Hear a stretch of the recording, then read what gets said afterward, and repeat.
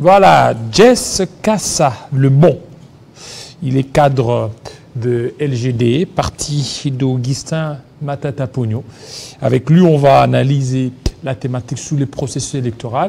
Mais il y a un accent sur Matata Pogno. Est-ce que Matata Pogno est à Kinshasa ou serait en cavale? Monsieur Jess, bienvenue. Merci. Bien portant. Oui, ça va, merci. Les processus électoraux vers les reports des élections ou vers la tenue des élections au mois de décembre? Écoutez, nous sommes prêts pour prêts. la tenue des élections. Vous LGD? Le LGD est prêt. Nous avons des candidats à tous les niveaux et nous n'attendons que la date pour que nous puissions nous présenter. Nous attendons vivement le début de la campagne électorale. Nous sommes prêts, nous sommes partout et nous attendons. Initialement prévu, aujourd'hui, Matata Pogno devrait certainement comparaître devant la Cour constitutionnelle, mais il n'a pas comparu. On a suivi, selon certaines rumeurs, qu'il serait en fuite, qu'il serait en cavale. Écoutez, c'est une bonne blague. Vous savez, comme le parti a communiqué pour dire que Matata Pogno Mapon, le camarade Augustin, n'est pas candidat à l'exil. Il est revenu au pays pour, voilà, pour répondre de ce que... voilà, la justice. Donc, il n'a pas besoin de fuir quoi que ce soit. Nous sommes sereins, nous attendons, nous suivons le théâtre jusqu'à la fin. Il est où? Écoutez, légalement, il est en soins de santé, qui vont, nous le souhaitons d'ailleurs, prompt rétablissement. Et dans pas longtemps, il va revenir, puisque nous avons beaucoup de choses à faire devant nous. Et maintenant, lui, tel qu'il est là, mais vous ne voyez pas que ça risque encore d'envenimer la suite de son procès, parce qu'il il aurait dû retourner ici pour continuer vite les procès et qu'il soit à l'aise et libre de pouvoir se mouvoir sans cette épine judiciaire. Écoutez, il est à l'aise. Cette épine dont vous parlez judiciaire, elle est placée sous ses pieds de la manière la plus volontaire que possible. Et la Cour constitutionnelle, en toute responsabilité, les lui avait déjà enlevé ce que vous appelez épine. Alors, par des tractations politiciennes, le théâtre reprend. Écoutez, nous sommes sereins, nous sommes devant, nous attendons. Et voilà, nous avons tous les éléments qui fassent que ce théâtre finira. Il finira. Nous sommes sereins, ça ne nous fait rien. Alors, ça ne fait rien, mais pourquoi lui, il ne veut pas adhérer? Parce que il y a son co-accusé, Patrice Kitebi, qui était là, mais fort malheureusement, il n'a pas été appelé cette fois-ci. Il est candidat UNC, mais pourquoi Matata n'a pas fait allégeance à l'Union sacrée pour qu'il soit un peu à l'aise de se mouvoir, qu'il soit à l'aise? Non, écoutez, nous devons être à l'aise de nous mouvoir au Congo parce que nous sommes Congolais. C'est simplement ça. Vous savez, faire adhérer à quoi? Adhérer à ce que vous appelez, quoi encore Union sacrée? Ben non, non. Il n'y a aucune cohésion ni cohérence. Dans l'Union sacrée? Ben non, c'est plutôt, mais quelle sacrée désunion? Aucune cohérence. Mais ils sont en train ils ont mis en place une grosse machine électorale. Vous avez de ce que vous appelez, voilà, moi je dis une sacrée désunion, aucune cohérence ni cohésion d'action, de gouvernement. Je pense que nous avons depuis cette sacrée désunion, le gouvernement le plus faible que le Congo n'ait connu, avec aucun résultat. Je vous mets au défi, vous êtes journaliste, aucun résultat sur la place, enfin, le peuple ne voit rien. Aucun résultat? Aucun. Il y a la gratuité de la maternité, la gratuité de la scolarité. Ce sont des bilans qui vont plaider à leur faveur. Écoutez, vous savez, je suis sociologue, excusez-moi de vous le dire, j'étudie les sociétés de beaucoup de pays dans le monde. Vous savez, quand il y a des programmes à implanter ou à implémenter dans un pays, ce n'est pas obligatoire que ça commence partout, directement dans tous les pays. Il aurait fallu qu'il y ait un programme pilote, pas dans une province, dans une ville, pour que l'on voit comment ça allait marcher. Voilà pourquoi je vous parle d'incohérence et de manque de cohésion du gouvernement. C'est le président de la République qui gouverne le pays. Même pour l'organisation des fameux 9e Jeux de la francophonie, tout est rattaché à la présidence parce que même le président de la République n'a pas confiance au gouvernement. Et il a bien raison, hein, c'est un gouvernement qui il est très faible et parce qu'il a un leadership presque inexistant. Voilà pourquoi on vous dit que nous avons fait le choix de Matata Pogno parce que nous avons senti un leadership. Vous voyez, la stabilité macroéconomique, ce n'est pas un hasard. Dans des chiffres, non, ce n'est pas un hasard. C'est un travail, c'est un travail, c'est lui, son leadership qui a imposé la Troïka, vous le savez, c'était des réunions quotidiennes, des réunions, du travail, très tôt le matin. Aujourd'hui, il n'y a rien parce qu'il n'y a pas de travail. Et je répète, pas de cohésion ni cohérence. Voilà, c'est une sacrée désunion qui nous fait perdre du temps et nous avons hâte de la faire partir. Voilà, vous dites que vous avez hâte de la faire partir, mais il y a 24 candidatures. Oui. Et Matata Ponyo est parmi ces 24. Oui. Mais qu'est-ce qui, selon vous, s'il n'y a pas une candidature unique, Oui. il vous sera difficile de faire partir le président Félix Tshisekedi? Je pense que le président Tshisekedi sera le président candidat le plus facile à remplacer. Le plus facile? Je le pense sincèrement. Sera le président le plus facile à remplacer à cause de ce bilan dont vous parlez. Il y a eu beaucoup d'essais, malheureusement, aucun résultat probant. Donc sur le terrain. erreur. Ben, beaucoup d'erreurs, malheureusement. Beaucoup d'erreurs. Voilà pourquoi je vous dis qu'il n'a pas eu un gouvernement qui l'ait aidé. Il a voulu déboulonner le système. Et je pense qu'il est devenu le maître d'un système qu'il a voulu déboulonner, d'où l'incohérence et le manque de cohésion qui caractérise ce gouvernement et qui ne peut pas apporter des résultats aucun. Et vous voyez que, d'ailleurs, au lieu d'apporter des résultats positifs, nous sommes allés de déclin en déclin. Voilà pourquoi, voilà, ce sera sûrement le président le plus facile à remplacer. Alors, derrière qui devrait se rallier Matata Ponyo pour éventuellement une candidature unique? Toutes les candidatures dont vous avez parlé, la seule candidature détenant la meilleure offre politique, c'est celle du LGD, c'est celle de Matata Ponyo. La meilleure offre? Oui, parce que quand nous parlons de renouer avec notre destin de grandeur, je vais vous donner une autre dimension de cela. Nous renouons d'abord avec le destin de grandeur de soi, de la personne, du Congolais que nous sommes. Vous comprenez? C'est comme ça, c'est ce qui fait de nous que nous puissions avoir un leadership cohérent, un leadership viré vers le développement. C'est en renouant avec ce destin de grandeur en soi que nous allons faire du Congo, ramener le Congo à son destin, qui est ce destin de grandeur, et faire de lui le pays qui doit être dans la sous-région. Donc pour vous, pas question d'être derrière un candidat, pas question d'être derrière Fayoulou, derrière Mouzito, derrière Katumbi ou derrière Mukwege. Les noms des candidats nous importent peu. C'est le programme. Oui, c'est le programme. Et ça ne fait pas peur? Ah ben pas du tout. Nous avons le meilleur programme. Si vous voyez Katumbi qui est là, vous voyez Mukwege qui est là. Ben écoutez, les noms nous importent peu. Ce sont des programmes. Et il y a quelqu'un qui avait un programme et qui l'a implémenté. Vous le savez, il y a des résultats. Si vous parlez de bilan, le meilleur gouvernement que le Congo n'a jamais eu, c'est celui dirigé par Matata Ponyo. Oui, personne ne peut contester cela. C'est comme ça que, comme vous dites, vous lui mettez des épines sous les pieds. Il était Premier ministre, mais est-ce que les mêmes performances en tant que Premier ministre peuvent se rééditer en tant que président? Beaucoup mieux, parce qu'il connaît en fait... là, il était sous le leadership d'un président. Attention, il était sous le leadership d'un président qui a été président de la République. Il a été président de la République, M. Joseph Kabila, et Matata Ponyo était le Premier ministre, le seul qui a utilisé et usé de ses pleins pouvoirs de Premier ministre. C'est un gouvernement qui a fonctionné avec cohésion et cohérence. Voilà le résultat. Et ce n'était pas un hasard, c'était du travail. Donc si nous voulons travailler et avoir un gouvernement qui soit cohérent et qui travaille avec cohésion, alors vous verrez qu'il y aura des résultats. Et voilà pourquoi Matata Ponyo a laissé des résultats. Et le Congo a besoin de ces résultats-là. Le Congo a besoin de Matata Ponyo en ce moment. Oui, mais Matata Ponyo, c'est facile de le dire, mais... ah ben non, c'est pas facile de le dire, je parle des résultats. Au niveau de l'intérieur, est-ce que Matata a une assise au niveau de l'intérieur aujourd'hui, contrairement à d'autres candidats qui sont là, qui drainent derrière eux des foules? Vous savez que moi, j'ai fait une enquête avant de choisir quel parti politique auquel adhérer. Je m'étais dit que je ne pourrais pas adhérer à un parti politique si je n'avais pas parlé à son président pour comprendre quelle était sa façon de penser et tout ça. Et j'ai fait le tour du Congo, je vous l'ai dit. Le tour? Je vous dis. Même à Otouélé, je suis allé partout. Bazouélé. Je suis allé partout. Et à chaque province, quand il avait un semblant d'éléments du gouvernement central, on vous dira c'était à l'époque de Matata Ponyo. À l'Équateur, s'il y a quelque chose de construit, on vous dira ça c'est le gouvernement central qui a fait à l'époque de Matata Ponyo.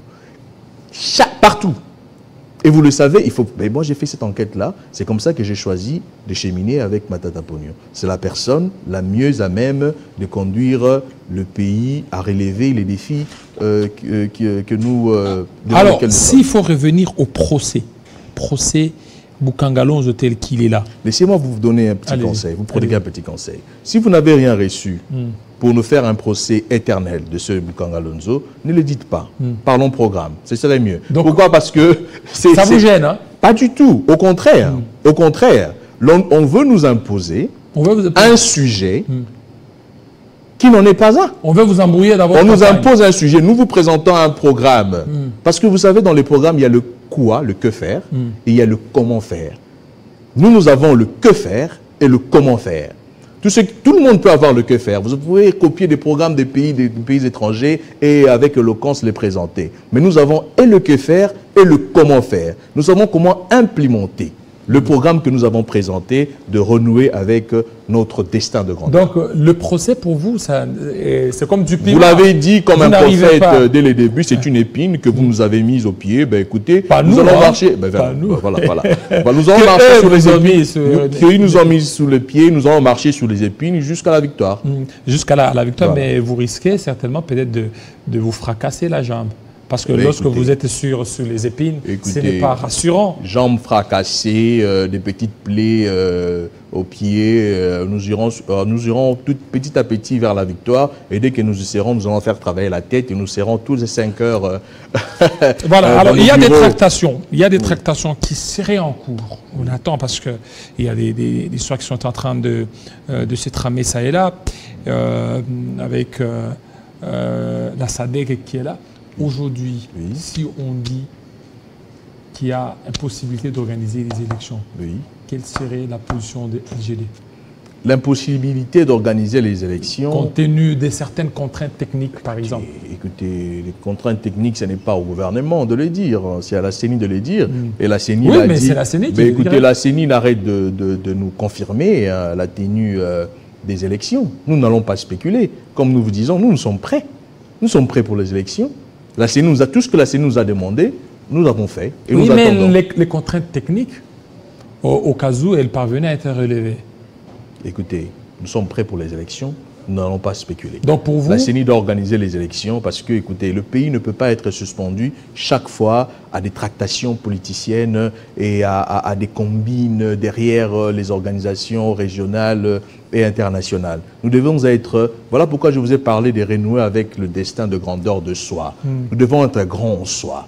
Soyez grands, organisez les élections et que le meilleur gagne. Puisque vous parlez de Matata Ponyo, est-ce que sa santé pourra-t-elle permettre de battre campagne? Parce qu'il est malade aujourd'hui, il n'est pas ici à Kinshasa, il est en dehors. Est-ce qu'il sera même, parce que la santé aussi, n'oubliez pas, c'est que ça joue, ça pourra jouer sur... C'est pour ça qu'il est en train de se faire soigner, pour qu'il soit prêt pour tous les enjeux qui sont devant lui. Et nous sommes là, ces soldats, nous sommes prêts. Nous sommes partout. Vous voyez le secrétaire général Franklin Chamala qui est un peu partout dans le Congo. Et s'il est fait arriver que le médecin aurait dit de ne pas continuer à battre campagne? Écoutez, à part les soins de santé qu'il prend, nous lui envoyons des prières. Il sera en bonne santé, il reviendra très bientôt pour affronter tous les enjeux qui sont devant lui. Donc ce ne sont pas de fausses raisons qu'il avance pour ne pas se présenter devant ces juges? Ce n'est pas un homme comme ça. Ce n'est pas un homme. Et vous le savez, tout le monde le sait. Matata Ponyo, ce n'est pas un fouillard.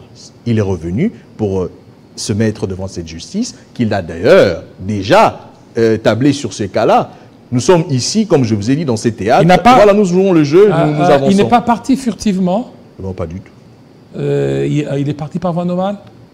Je vous ai dit, si vous n'avez rien reçu... Par Ndjili? Si vous n'avez rien reçu... Non, je vous pose la question. Oui, mais il est parti par Ndjili. Voilà, ici, je joue mon rôle. Mais oui, je suis d'accord. Effectivement, c'est qu'il est parti par Ndjili. Par Ndjili. Parce qu'il y a des rumeurs sur lesquelles... Nous n'avons pas d'autres aéroports. Il y a des rumeurs sur lesquelles il aurait pris le fleuve Congo, Brazza, et puis partir. Ben écoutez, votre rôle, c'est d'enquêter sur ces rumeurs-là. Et vous verrez qu'elles sont fausses. Et vous êtes là, vous pouvez nous éclairer. Elles sont totalement fausses. Le sénateur, il est sénateur, hein, monsieur Matata Ponyo. Il est sénateur en fonction. Il a des autorisations à obtenir avant de quitter le sol congolais. Et il a pris toutes ces autorisations. Et tous ces gens qui envoient des rumeurs, ce sont des gens qui lui ont accordé cette autorisation pour partir du Congo, aller se faire soigner. Alors, Renoir... Je peux vous annoncer qu'il revient incessamment. Incessamment. Voilà. Voilà, il revient incessamment, donc il sera bien portant. Bien sûr. Renouer avec le destin des grandeurs, c'est un vaste projet, c'est pas là qu'on va terminer. Alors, comment vous comptez certainement matérialiser, concrétiser cela? Parce que le pays, la RDC, c'est un pays très riche, très vaste, avec beaucoup d'enjeux, beaucoup de défis. Il y a la situation sécuritaire dans l'Est qui est très précaire. Et comment est-ce que ça peut juste être un thème électoraliste, mais une fois arrivé aux affaires, rien ne sera fait? Renouer avec le destin de grandeur, ce n'est pas un adage ou plutôt un slogan, c'est un engagement, c'est une mission. Et comme je vous ai dit, c'est une mission qui commence dans la personne que vous êtes comme Congolais, de comprendre la grandeur du Congo en passant par la grandeur de soi. La grandeur de soi dit que je suis responsable, je veux voir comment est-ce que nous allons construire des autoroutes entre Kinshasa et Matadi, entre Matadi et relier le Congo tout entier. Comment est-ce que nous allons introduire le tourisme interne, c'est-à-dire entre les Congolais qui sont nés à Kipushi et les Congolais qui sont nés à Tchela. Vous savez, il y a des Congolais qui sont nés à Goma, qui n'ont jamais été ailleurs au Congo. Si nous relions d'abord le tourisme interne du Congo, nous avons une grandeur d'esprit qui voit les choses en grand et que nous savons comment mettre ces choses en pratique. Nous avons beaucoup de preuves quant à ce. Vous voyez, la compagnie aérienne Congo Airways, les Transco, nous avons des ambitions pour les emmener partout au Congo et construire les routes qui vont et les aéroports qui vont des vieilles machines. Mais qui ont toujours fonctionné, qui nous ont envolés de partout, hein, qui ont toujours fonctionné. Alors qu'ailleurs, on achète quand même... Vous savez, j'ai remarqué quelque chose dans mes enquêtes. Des machines... Depuis le gouvernement Matata Ponyo, depuis que Matata Ponyo n'était plus Premier ministre, le Congo n'a plus fonctionné, en fait. Il n'y a rien eu de nouveau, il n'y a rien eu d'extraordinaire, il n'y a rien eu. Après Matata Ponyo, c'était des tractations pour les élections de 2018. Après 2018, c'était des tractations de FCC Cash. Depuis, il y a cette désunion, cette sacrée désunion, et bien rien d'autre. Rien n'est fait. Pas de gouvernance. Tout est rattaché à la présidence de la République et le président de la République ne peut que s'élasser. Vous avez un gouvernement très amorphe qui ne peut pas produire des résultats, c'est impossible. Voilà pourquoi la magie Matata, ce n'est pas une magie, ce n'est que le travail et la cohésion et la cohérence dans les actions du gouvernement qui sont gravement manquantes aujourd'hui. Bien malheureusement. Voilà, merci. Merci beaucoup, monsieur Jess Kassa Lebon. Voilà, Charles Lebon. Voilà, Charles Lebon. Merci de votre passage pour certainement nous éclairer. On se reverra sûrement. Voilà, pour nous éclairer que Matata n'est pas en cavale. Ah, pas du tout. Matata est là. Il est là. Il va revenir incessamment. Et nous sommes là. Nous attendons commencer à battre la campagne farouchement et relever. Et au moment opportun, nous allons vous recevoir certainement pour cette période. Merci. Très bien. Je vous remercie. Et notre invité.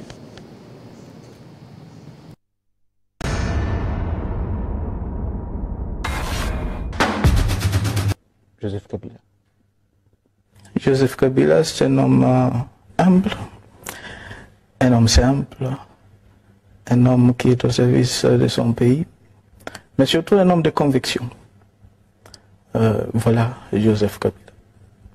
Mais pourquoi ces mythes, cet aspect froid, distant qu'est-ce qui se cache derrière cette personnalité? Je ne pense pas qu'il y ait quelque chose qui se cache derrière la personnalité de Joseph Kabila, pas du tout. C'est plutôt l'incompréhension, c'est plutôt ceux qui pensent qu'il y a un mystère. Il n'y a rien. Joseph Kabila, c'est un homme de conviction, je viens de vous le dire. Quant à moi, en ce qui concerne l'opposition, eh bien l'opposition sera appelée à participer plus à la reconstruction. Est-ce qu'il y aura l'exclusion et la chasse aux sorcières? Il n'y aura ni exclusion ni la chasse aux sorcières. Le président national, de là où il est, commence aussi à se lasser de cette situation, d'autant plus que les échéances électorales sont à venir, sont en train de pointer à l'horizon, donc il serait temps, en tout cas qu'on se mette en ordre de bataille pour attaquer les élections. Donc j'ai bon espoir, d'autant plus que moi-même, dans quelques temps, je vais aller auprès du président national pour lui faire mon rapport. et essayer de voir ensemble comment. Donc j'ai bon espoir que la situation va se décanter dans quelques mois. Merci beaucoup. Je pense que l'émission se termine maintenant. Félix Tshisekedi, quelques petites questions, on va dire, de type personnel. On dit les fils d'eux dans ces pays arrivent toujours à se retrouver. Est-ce que cette façon d'être opposant à tout ne vous prive pas d'une existence quelconque? Non, monsieur Kassamba, j'ai toujours détesté le pouvoir pour le pouvoir. Oui, je paraîtrais peut-être pour un naïf, un idéaliste, mais j'accepte. Parce que moi, j'ai toujours dit que si j'accédais au pouvoir,